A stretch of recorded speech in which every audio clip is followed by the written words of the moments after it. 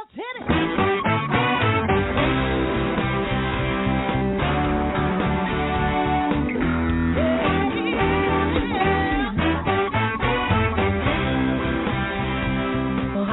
And welcome to Alzheimer Speaks Radio. I'm your host, Lori LeBay, and I'm so excited that you're joining us today.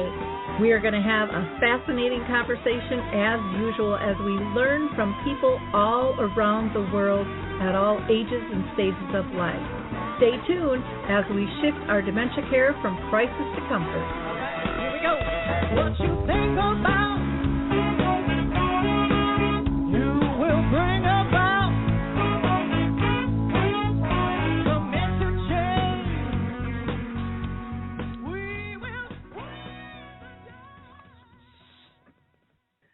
Well, hi, everyone, and welcome to Alzheimer Speaks Radio. I'm your host, Lori LeBay, and I'm thrilled you are here with us this Thanksgiving week. Lots of fun things going on. So before I introduce you to our guest today, I always like to give a couple of shout-outs, and I have to first shout out to the Mark Arneson Band because they are the ones playing our opening music, Clarion Call, which you can download on any of your favorite music platforms if you'd like. For those of you that are new, Alzheimer Speaks is about sound information, not just sound bites. Our goal is to raise all voices, big and small, around the world so that we can hear how people are adapting and what's going on with dementia. Today is a live show, so you can call in at 323-870-4602. That's 323-870-4602.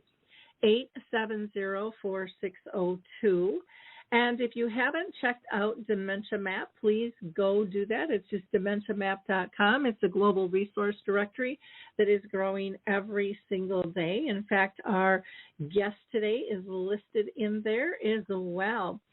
Let's see. Dementia Action Alliance, for the last couple of years, has had a gathering online for Thanksgiving. And that is going to be, of course, this Thursday, November 25th, from 11 to 6 o'clock Eastern.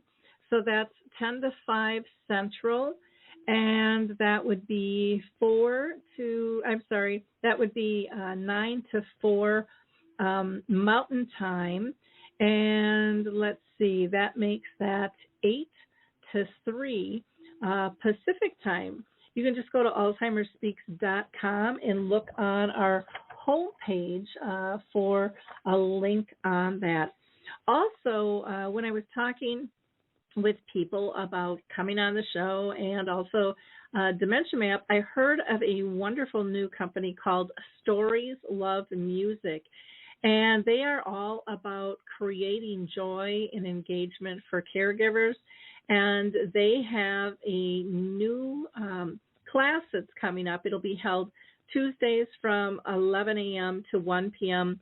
Eastern Time, November 30th through December 14th. And you can go to www.storieslovemusic.com/contact-us to learn more about self-care and having fun while you are on this journey.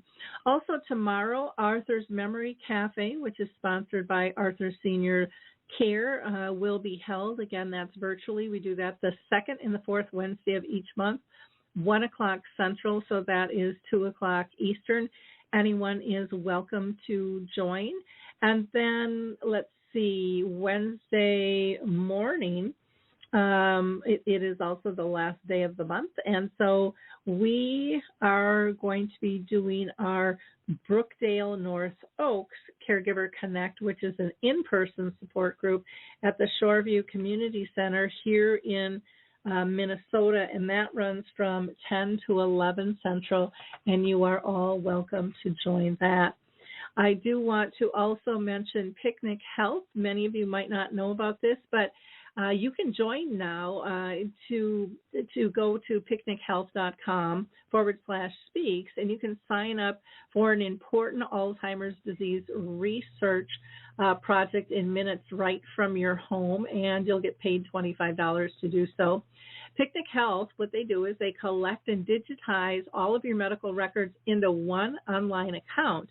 Then you can consent to share that anonymized data from your records with medical researchers. And by examining this real-world data from medical records, researchers can actually find answers to things that they wouldn't have found in a clinical trial. So there's really important information that each one of us has in our unique healthcare journey. So if you're comfortable sharing your journey, please go to picnichealth.com/speaks. And if you care for someone with Alzheimer's disease and you manage their finances and their business, you can also sign them up at a Picnic Health account as well. So again, picnichealth.com/speaks and get your $25.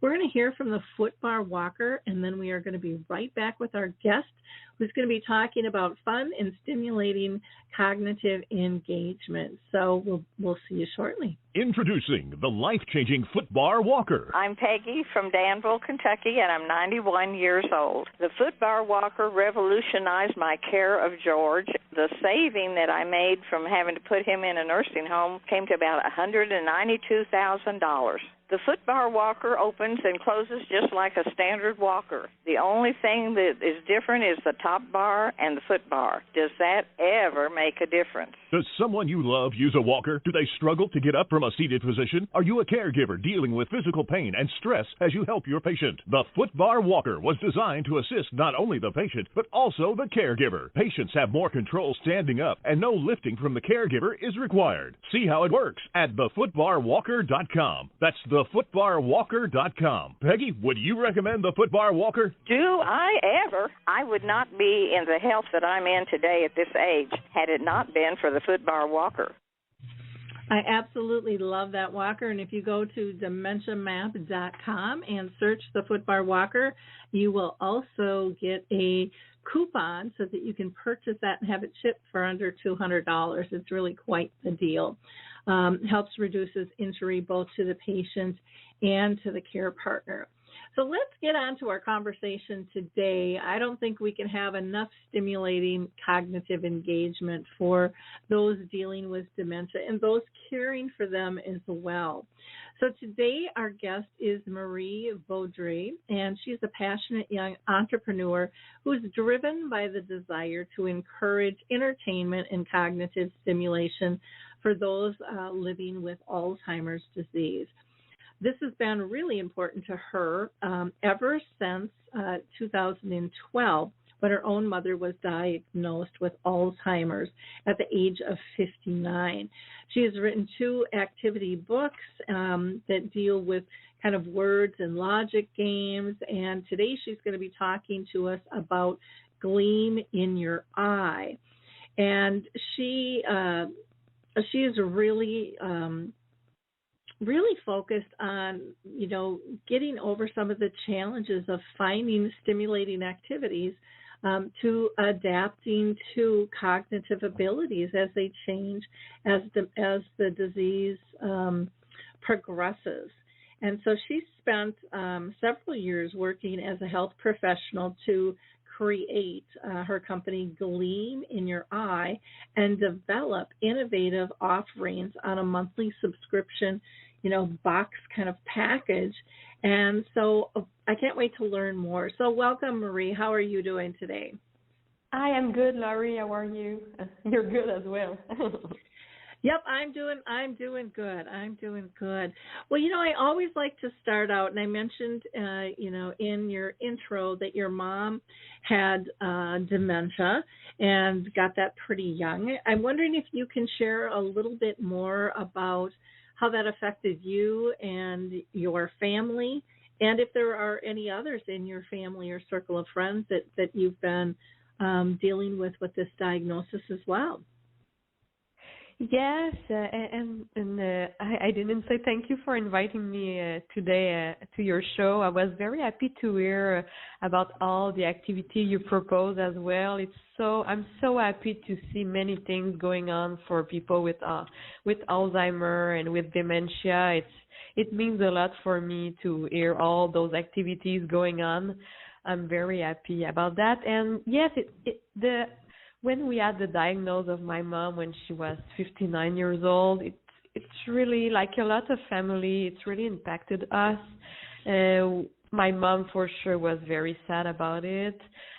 We were very sad. We started to look for information to know more about this disease because sometimes you don't know anything right now in media and Alzheimer Association. They do a good work to talk about the disease, and like that we can know a lot.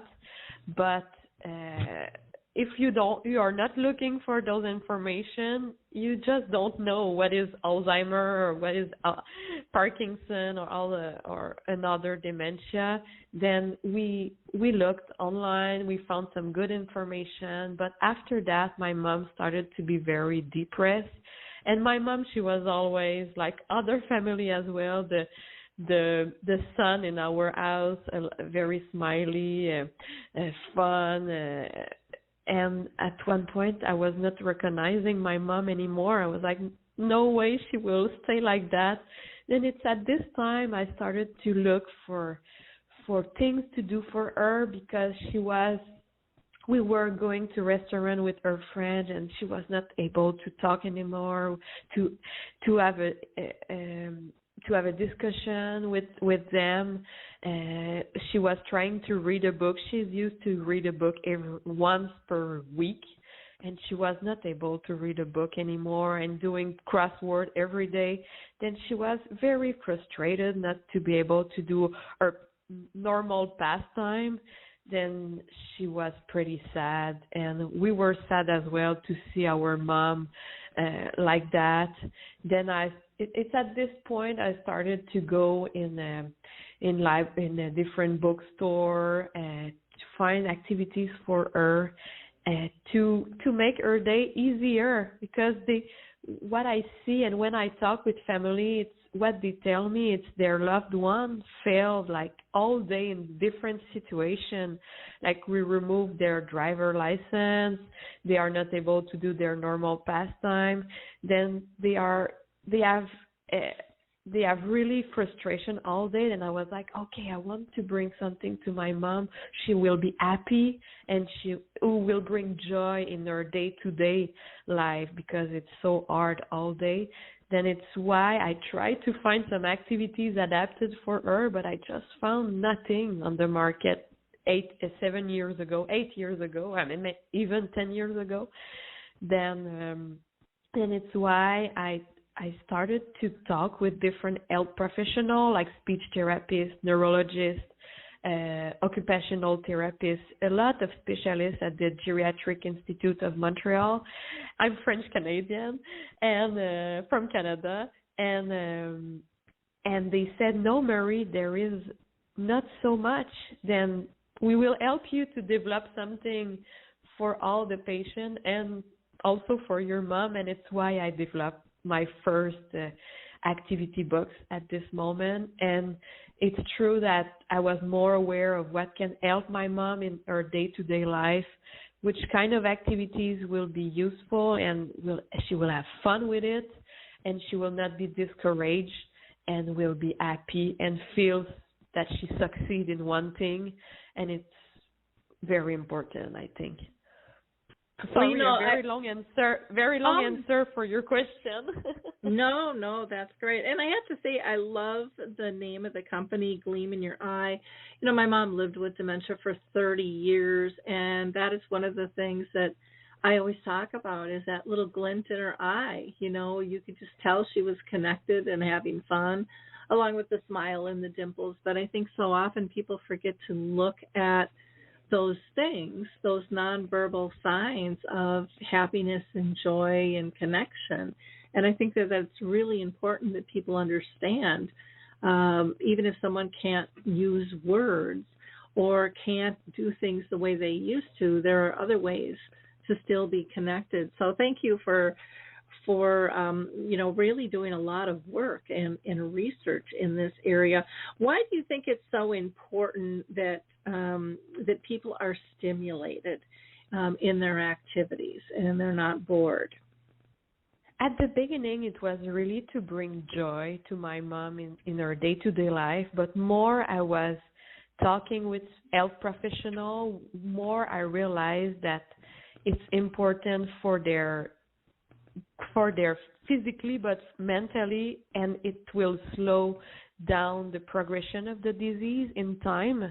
It's proved that by different health professional, and one professional in particular in Canada, that it proved that more you will help your loved one to be active cognitively but physically, more the disease will slow in progression. It's not a cure. I'm not talking about a cure, but just to slow down the progression.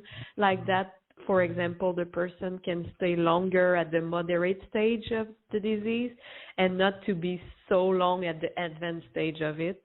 Then it's what we want for our loved one. We want her to stay longer in a good health and be able to enjoy some moment, and also for us to enjoy still some moment and keep some memory, a good time with our loved one. It's why I think it's very important, the stimulation, and also to bring them for them to have fun, but also to succeed. Like I said previously, it's so important that they succeed every time in an activity and they feel confident again, like they were in the past. I so agree with you. I mean, I do a lot of work with people living with dementia, and many of them say they feel more purposeful now with the diagnosis and advocating for the disease and educating others and being mentors than they ever did in life, prior to their diagnosis. And they also say over and over and over again that they really feel, again, that connection, that confidence of participating in life, being of value to others. Every single one of them says they feel that it's slowed the progression of their symptoms. And they get some pushback sometimes, from others going, well, my loved one, declined much faster. And, every single person is different. But I think that very much is a common thread. And I know I saw it with my mom, definitely. I think that's why she was able to live 30 years. People say, well, you can't live that long with this disease. And I'm like, well, tell my mom that. Look at her brain on autopsy. She lived this long with this disease, and it's pretty evident. But she was still able to live really quite well until the last 3 years were probably the most challenging, where she was the most disconnected and unable, and it was more difficult to adapt things, to her needs. But we still could.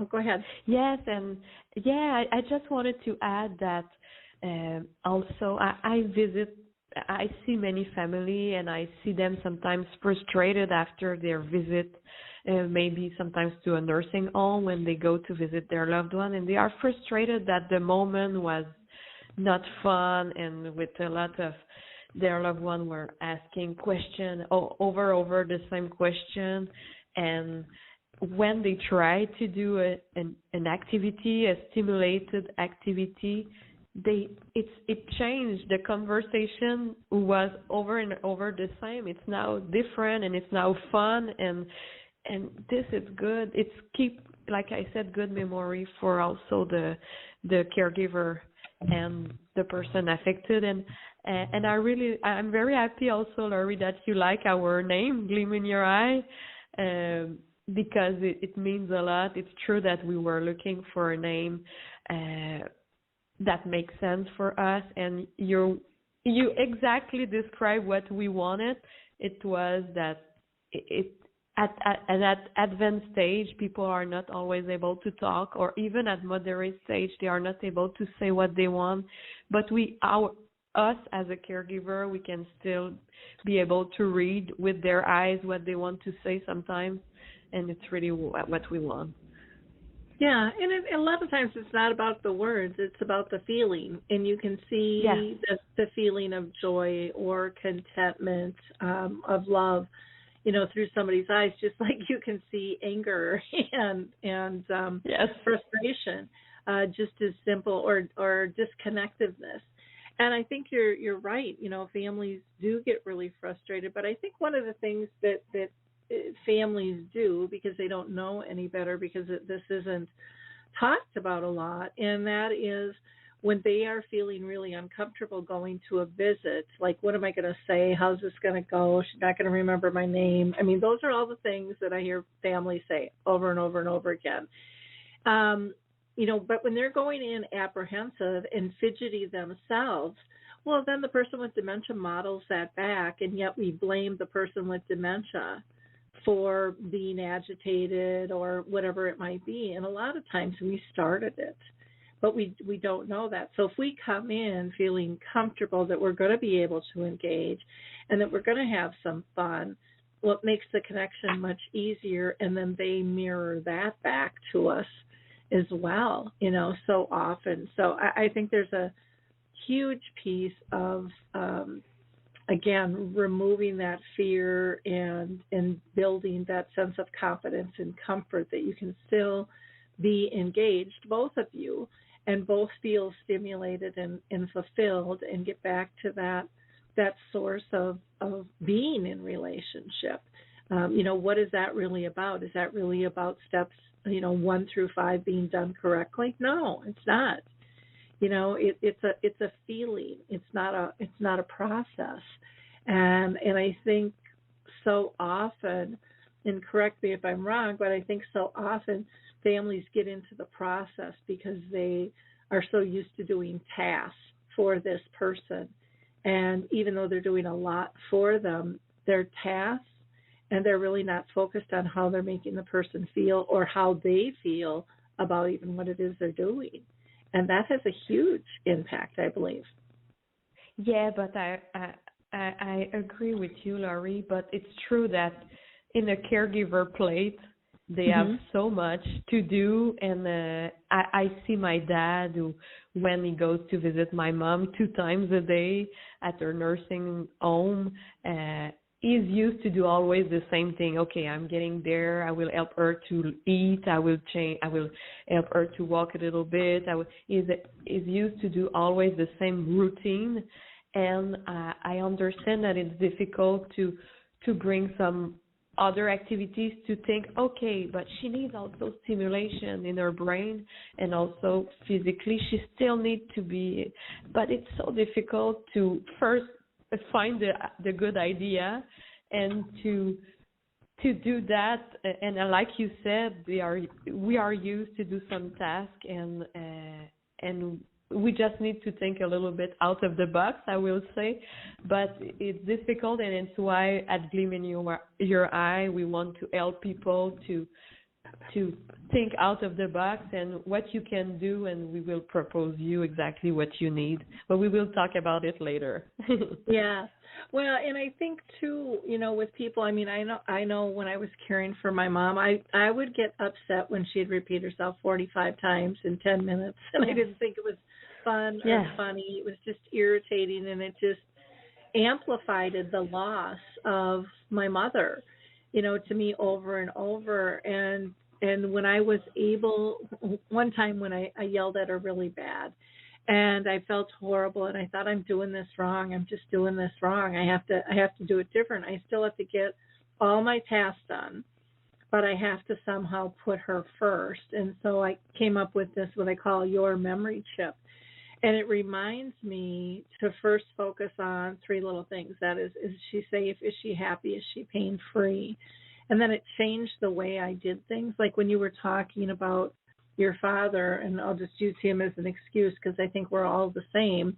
He was going to take her for a walk versus we're going for a walk. We take ourselves out of relationship and we put ourselves in this task role. And it's very different taking someone for a walk than going for a walk with somebody. Yes.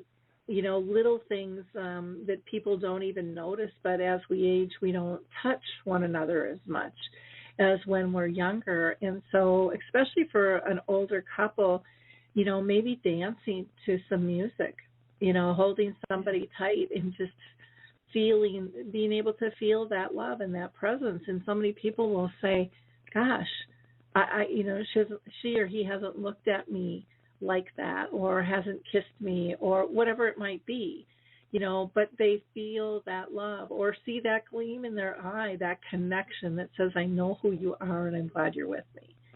And, oh yes, I love that, Laurie. But this, it's also depend on your relationship with the person. I understand some people never connected in touching, or never touch really the person. I know me, I'm really a tactile person, and my mom, the first thing I do with her is I hug her, I massage her, I do a lot of things. I hold her hand all the time, but it was always like that, my relation with her. I understand family, you are not so, it's not so easy for them to do that. Yep, and that's very true. That's very true. So you have to have other options out there. I've also found, though, that, and I remember this specifically with one case where a woman said, my mom's not a touchy-feely person. And her mom was dying, and I said, but you have the right to say what you need to, especially she was pretty much on her deathbed. And I said, it's okay for you to go and cuddle her and just let her know, I need this right now. And what was amazing, and I've seen this repeated over and over and over, and again, it might not work for everyone, but where the parents were just brought up not to be touchy-feely. And when the child or the friend breaks that barrier, they just kind of melt and go, gosh, this feels good. I've never had this all my life. But again, someone else might punch you and give you a black eye too. You have to know your person that you're dealing with. Yes, and it's very good. I'm very sorry. I'm very happy you mentioned it, that it's true that it's good to try some stuff. It's good to think differently.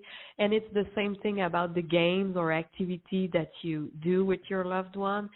You think maybe the Play-Doh, it's something for a child, she will not be interesting, and you put it in front of her and she will play with it, and and she will try to roll the Play-Doh and do some stuff. It's the same thing.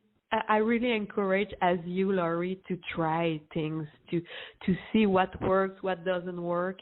But nothing can really happen badly if it's not good. If you're nothing really could be bad, I think. Yeah, and you take it slow, and I think part of it is we have to take our judgment, our expectation of, okay, I'm going to give you this clay and I want you to make a dog. And maybe they're just going to roll it and make a snake. Maybe they're going to make a bracelet. Maybe they're going to just make a swirly design. It could be all kinds of things. But I think a lot of times we have to get out of our own way to allow them to be creative. And sometimes I think we have expectations, just like, oh, well, someone's never painted. But now all of a sudden you give them a paintbrush and it's like, oh my gosh. Some people with dementia are incredible artists. And one of the things they'll say is, my ego's kind of left the building and I don't really care. I don't really think about what you're thinking about my painting anymore, where that used to consume me before and put me in a box. And then I started judging myself, where they're just freer. And I think there's a lot that we can be taught by utilizing, these engagement techniques. So let's talk about, how do you foster an environment that's conducive to really stimulating, someone with cognitive impairment and adapting the approach, because one size doesn't fit all when it comes to cognitive disabilities or abilities.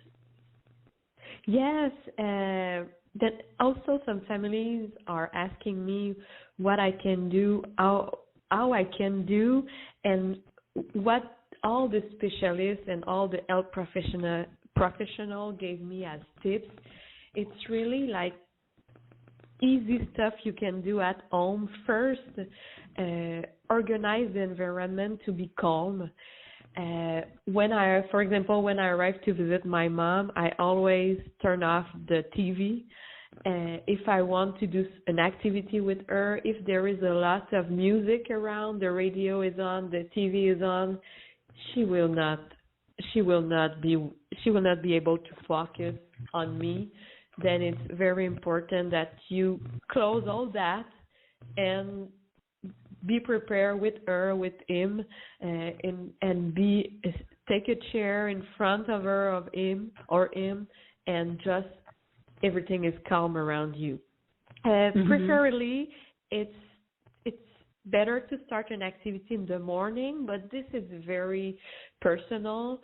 Usually, your attention is more active at the beginning of the day in the morning, and it's why the health professional will recommend to start activity in the morning. But maybe your loved one is super active cognitively in the late afternoon, then it's at you also to judge the good moment. But I will recommend between 15 and 30 minutes in the morning. I say 15 to 30 minutes an activity, the duration of the activity, because it's usually the time that the person will be focused, will be very, will be present. It's more than that, they can be tired. You will see it when you will do the activity like a kid. When you do something with the kids, you will see automatically they stand and they move. They are tired. You will probably notice the same thing with your loved one affected by a dementia. They will not be concentrated after this time. You have to know also the physical capacity and the current interest of the person. If you know that they are not able to walk anymore, maybe do some activities. You can still do some physical activities when they sit, but maybe try to do things with the arms, pass the ball together. There is a lot of stuff online you can find about activity on a chair, for example, and also it's good to know the interest of the person. It's always the beginning for me of any person I talk with, what your loved one likes, even what they liked in the past, what they did as work. For one time, I was with a man who was a accountant. Accountant is a good word, Nori. Accountant. Yep. Mm-hmm. Yes, accountant. Sure. Then it means for me that he likes to calculate some numbers. Then I started to, on a piece of paper, just write some number and ask him to tell me what 1 plus 1 makes, or more difficult numbers. And we were sitting together for 30 minutes just doing that. And his wife was like, wow, you were able to keep him entertained for 30 minutes. And I said, yeah, I just asked you at the beginning what he was doing before, and just try to adapt an activity related to that, to his interest. If he was very manual, it depends. You know what your loved one likes, and try to adapt it. We recommend to structure your activity just before, to maybe prepare it a little bit, but easy activity. Try to several activities like we talked with Laurie before. Nothing can be wrong if something doesn't work, and simplify the instruction, like step by step, what you have to do, but very simple. Like if you were, I don't like to say kids because I don't like games for kids, to give to someone with Alzheimer, but just try to think when we explain an activity to a kid, we really explain step by step, and it's the same way I will recommend you to do with your loved one. If you want to play a card game, and if, for example, if you know your loved one likes to play cards, you can pick cards and just try to match colors by colors. Like all the red cards, I will put it aside. All the black cards, I will put it aside. Oh, let's match only the different shapes on the cards. And they will be involved in the activity because they like the cards in the past. It's what they were used to do. Then just to adapt something easy, what also I recommend, if you are doing like a drawing with your loved one, maybe it's first the space between each line has to be bigger, not small area to draw. Then if you see they have difficulty to concentrate, you can also take a white sheet of paper and hide a part of the image to really concentrate your loved one in one part of the drawing or one part of the activity. It's the same thing for a crossword you're doing. You can take a white sheet of paper, put on your crossword to just focus on one part of the crossword. This is really helpful, and this is the speech therapist who really recommend me to do that, and it works very well. And what is very important for me is to celebrate the experience, to congratulate and encourage the effort. Like I said, someone with Alzheimer, unfortunately, they failed all day, not all day, but a lot of times during their day. Then if you can make this 30 minutes fun and nice and not complicated, and it will be wonderful, and it will be wonderful. Then you gave us a lot to think about in terms of preparing the space and making sure that it's clear and open and not too many options out there. Good lighting. Also knowing like their field of vision and what level do they hear. I loved when you said, shut stuff off so that they can focus. Maybe it's soft music in the background, but maybe that'll be a distraction. You need to know. You need to know your person, know their range of motion. So if you're asking them to reach too far to get something, that's gonna, make them feel like they're feeling if they can't do that. A couple of things we talked about earlier, but I think is good to mention here in terms of kind of setting the stage is making sure that you know kind of their interests, their hobbies, their past lives, and so if they're drawing something or creating something, maybe that'll be a spark for them, and just giving them eye contact and having a positive tone of voice. I think a lot of times we forget about our tone of voice and what a big impact that can have. Oh yes. Same with the smile. And I loved where you talked about limiting directions. So it's not too complicated. Sometimes we just rattle off a ton of directions, and typically I think this might be more free flowing, especially as the disease progresses, but always looking for the positive in the creation and celebrating that, whatever it is. Art is in the eye of the beholder. So what are you going to look for? Are you going to look that, it doesn't look like what you thought? It's not about you. It's about them. And, maybe even asking them if they're still able to talk, to explain what did they create and, what made them go down the path, like open questions, to let things flow, or why did they pick that color? That's really beautiful. I think a lot of times you can find out things about people that you never would have known, through this process. So I love the concept of your company. I love the choosing of a game or a project and then being able to adapt to it. And again, I think so much of the time it's us getting out of the way to allow the adaptation to take place. And we have to sit back and think, I mean, that's what we all do. When you're working on something and it doesn't work, but you still have to get it done, you adapt.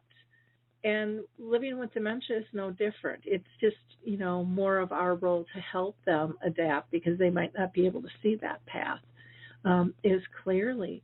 And so knowing, we all kind of manipulate life by adapting to circumstances that we're dealing with. Why don't we talk about the Gleam in Your Eye boxes? And you've got games that are useful to be able to stimulate and connect and have fun. Let's talk a little bit about those. Yes, Laurie, and thank you for your good words, and you really understand what you do and to give good tips to people, because it's what we're trying to do at Gleam in Your Eyes. We really try to make a difference in your day-to-day life, and we know how it's hard for a caregiver, for your loved one, having the Alzheimer or another dementia. Then at Gleam in Your Eyes, we develop a subscription box of activity that you receive every month. You can decide to receive it every month or enroll for 3 months, 6 months. And what we develop with Health Professional, it's in every box. You will have 5 games based on with 5 categories of activities: sensory, word, logic, art, and physical. Then we make sure that you will stimulate your loved one in different way and also in a variety of games. Then if you see that your loved one prefer logic games, you will take the logic games and play with it more than the other one. But you will have a variety of one. And when we tested the product with different families, what was wonderful, it's some games that they thought their loved one will not want to play at all. They were playing and they were very impressed to learn about their loved one, like they were still able to talk, they were still able to write. They didn't know they were able to write anymore. And you can be surprised at what you will learn about your loved one. And those games that we provide in the box are all validated by Health Professional. It means that every game that I developed, I make sure I have a meeting with different health professionals, speech therapists, neurologists, hearing specialists, optician specialists, all the specialists, and I make sure, okay, those words, are they the one appropriate for the games, the image in the games, everything is, we try to think of everything, even the instruction on the games. Every game have their own instruction cards, and we make sure it's super simplified and step by step. Then even your loved one as a moderate stage dementia can be able to read this instruction. Then we are building the instruction for the caregiver, but also for the loved one who is still able to do the games alone maybe, and you can have as a caregiver a respite during your loved one will do some games. Then we provide also all the material. Then you will, if you have a game with the art game, you will receive the paint and the paintbrush. You will receive everything that you don't have to try to. When you buy an activity, sometimes you have to buy additional material. You receive like everything in one box. And what I saw with my dad and with a lot of families, sometimes we just don't have time to look online. What is the best for my loved one? What can be fun for them? We can spend a lot of time online to buy a game. Then we give you every month 5 games that we know it will work for you. We know that will make sense for your loved one with Alzheimer, and you will have fun and you will have joy in your house for 15 to 30 minutes a day. And what is very nice also, we try to put always reusable games, then it means also one day it's raining and you don't know what to do. You cannot go out. You just have to take in your toy library, your activity library, the games that we provide you in last month, and you can still play with it as long as you want because they are reusable. Then we are also giving you some extra games and idea also each time to make sure you succeed in an activity. We give you tips how to do it differently, like I was talking about adapting an activity. We are also giving you some tips if the instruction we gave you, it doesn't work with your loved one, how you can do it differently to make sure they succeed. Our goal is they succeed and they have fun every time they play with our games. Then we give you all those tips. It's like you have the health professional in your house are giving you the tips how to have fun with your loved one and engage. It's what we try to do, Laurie. Oh, I love that. Can you mention the 5 categories of games again? Yes, it's sensory, word, logic, art, and physical. I picked those categories because I talk with a lot of health professionals again and with occupational therapists, recreational therapists, and I asked them how you build your calendar of activities, and they gave me those kind of categories. And also the neurologist with who I talk, she said, yes, they need to be entertained differently, their brain working differently, and those categories are very good for that. Wonderful. Yeah, I love that. I love the variety. And I really encourage people to think about, so often I think many of us get trapped in our routines. And a lot of times, people with dementia will say routines are really great, but if they're not our routines, they could really complicate things because you're not meeting our needs if they're not our routine. So setting up a routine that gives them comfort and joy, makes them feel productive and active and worthy, I think changes how any of us live our life and how we interact with others. We all kind of want that same thing. We want to be accepted. We want to be part. And this is a nice way to be able to offer that to people living with dementia, and building that into a routine, I think just makes so much sense on so many levels. And also, Laurie, some family don't. We know some family who don't visit their loved one anymore because they don't know how to connect with them.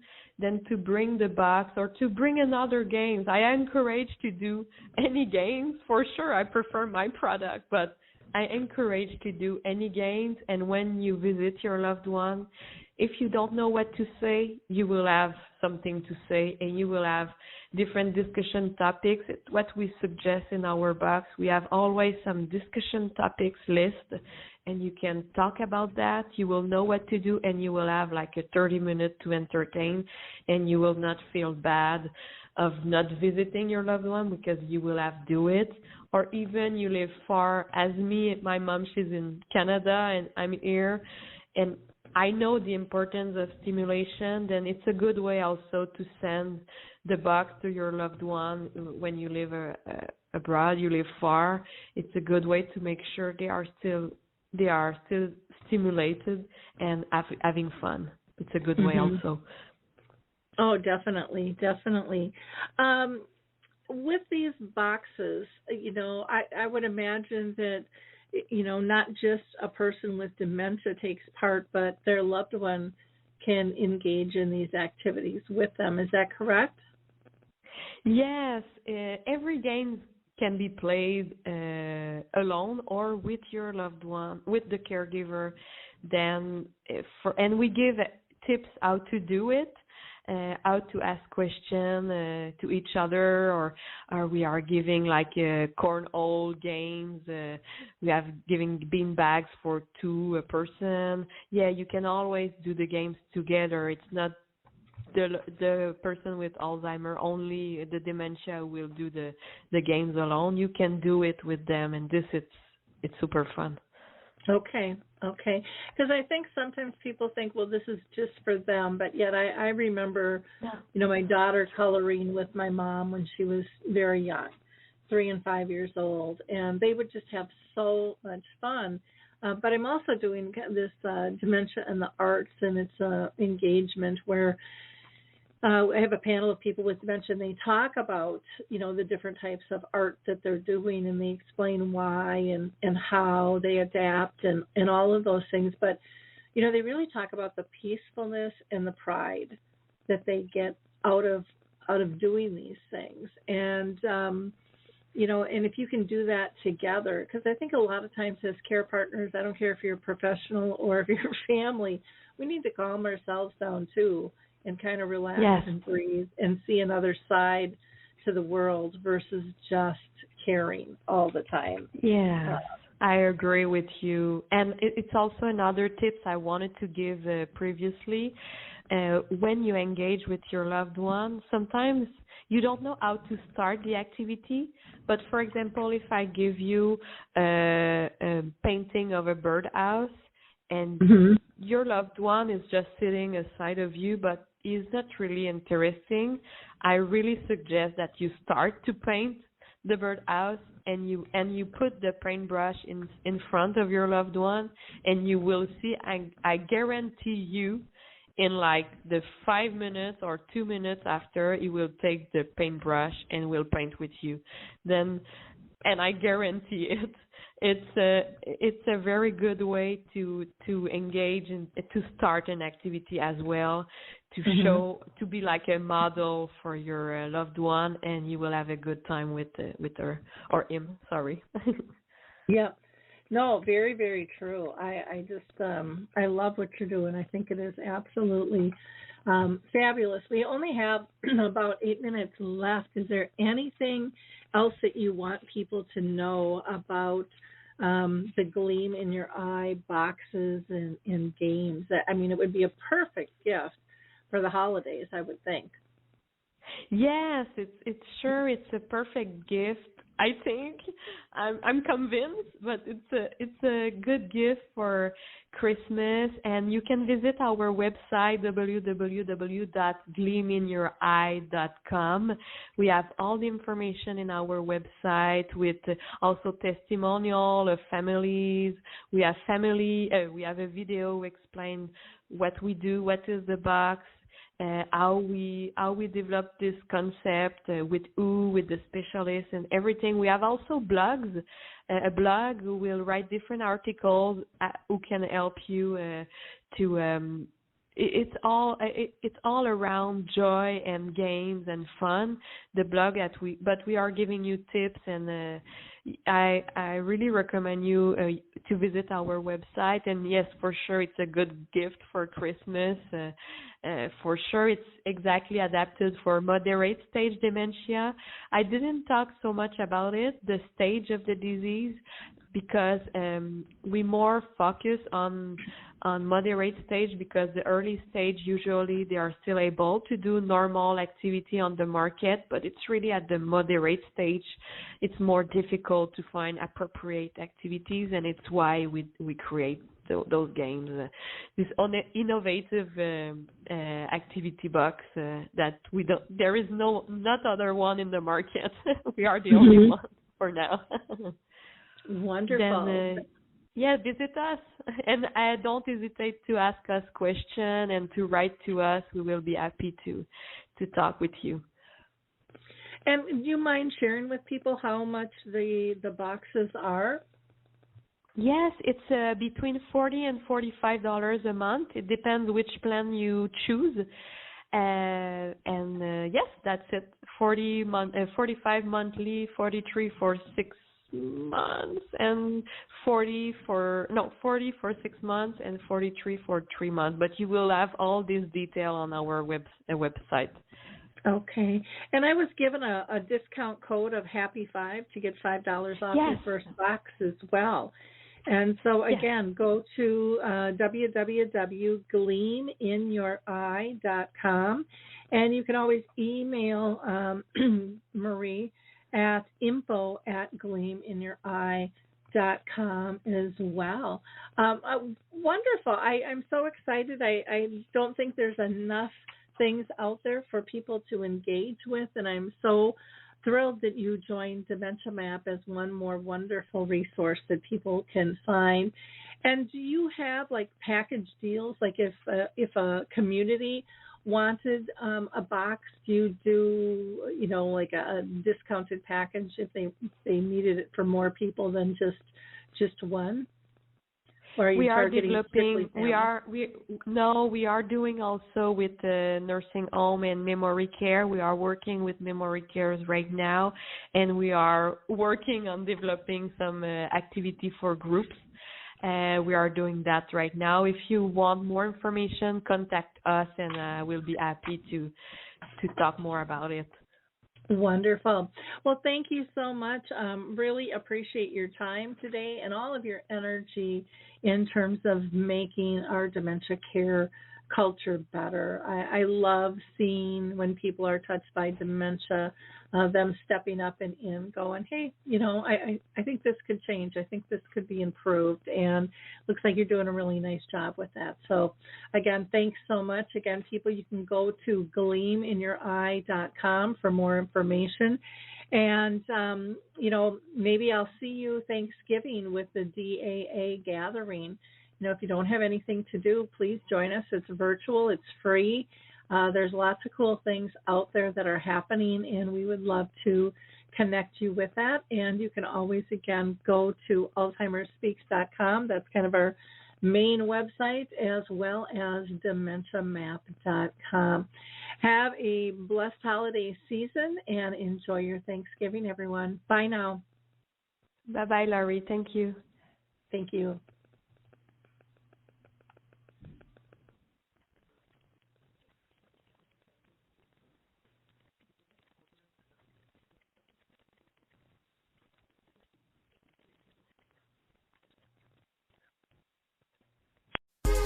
Hi, this is Suzanne Newman, host of the Answers for Elders podcast and radio show. We are the North Star that guides you through the complicated journey of senior care with trusted experts in money, law, living solutions, and more. So join us on this station, your favorite podcast channel, or just go to answersforelders.com. Meet the way showers who will help your journey go a lot easier.